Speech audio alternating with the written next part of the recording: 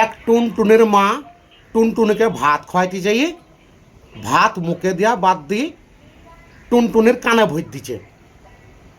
ভাত খাওয়াইতে বসে হাতে মোবাইল নিয়ে চালিয়ে বলছে, এই টুনটুনি তাড়াতাড়ি ভাত খাইলে, আর যদি না খাস তোর আব্বা এলি বলে দেবো, বলবো টুনটুনি ভাত খাইনি, তুই মায়ের খাওয়াবো।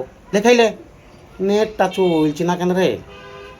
লে খাইলে আমি ভাত মাখিয়ে দেবো, দাঁড়া আমি মাখিয়ে দিই। হ্যাঁ, এমনি করে ভাত মাখাইতে মাখাইতে হাতে মোবাইলটা দেখছি আর ভাত মাখাইছি। যেমন ভাতটা টুনটুনির মুখে দিতে গেছি এই লেখা, আর অমনি ভাতটা মুখে যাওয়া বাদ দিয়ে টুনটুনির কানে ঢুকে গেছি। এক কান বুঝাই ভাত হয়ে গেছি। আর টুনটুনি দেখুন কানটা নিয়ে এমনি এমনি করছি, ও মা গো, ও মা গো। ওয়াকি স্বভাব তোমাদের? অমনি করে ভাত খাওয়াই নিজের ছেলে মেয়েদেরকে নিয়ে, হাতে মোবাইল দিয়ে। আগেকার মারা ভাত খাওয়াই তো নিজের ছেলে মেয়েকে কত কিছু বললি, ছড়া বললি, কবিতা বললি।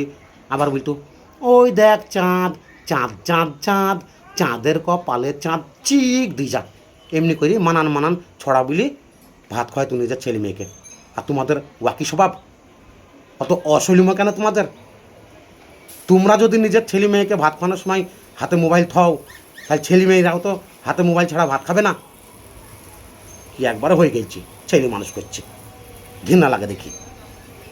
অশৈলিম রাখো তাকার।